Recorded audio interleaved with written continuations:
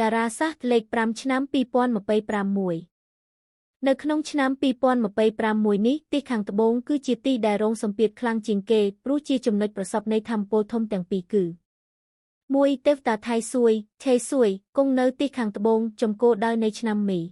2ផ្កាយលេខ5ពណ៌លឿង Five Yellow បានបំលាស់ទីមកគង់នៅទីខាងត្បូងដូចគ្នាកាលណាផ្កាយគ្រោះកាច់លេខ5ធាតុដីមកជួបជាមួយទេវតាថៃសួយដែលឆ្នាំនេះថៃសួយគង់នៅទីស្ថិតភ្លើងនៃទីខាងត្បូងទៀតនោះវានឹងធ្វើឲ្យថាមពលអវិជ្ជមានរងស្ទះនិងគ្រោះថ្នាក់ផ្សេងនៅទីខាងត្បូងនេះកើនឡើងជាទ្វេដងអ្វីដែលត្រូវជៀសវាងដាច់ខាតនៅទីខាងត្បូងឆ្នាំ2026ដោយសារទីខាងត្បូងជាទីគង់នៃទាំងថៃសួយនិងផ្កាយ5លឿងអ្នកត្រូវអនុវត្តវិធានការរក្សាភាពស្ងប់ស្ងាត់ជាចម្បង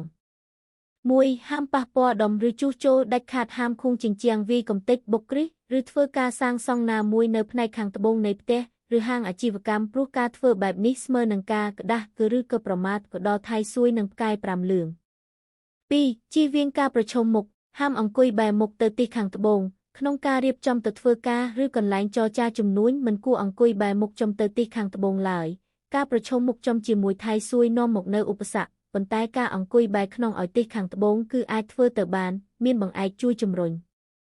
3កាត់បន្ថយសំឡេងនិងចលនាខ្លាំងមិនត្រូវដាក់ឧបករណ៍បំពងសំឡេងទូរទស្សន៍ឬម៉ាស៊ីនដែលមានរំញ័រខ្លាំងនៅទីនេះទេវិធីសាស្ត្ររំលាយថាមពលអាក្រក់និងបង្ក្រាបគ្រោះកាច់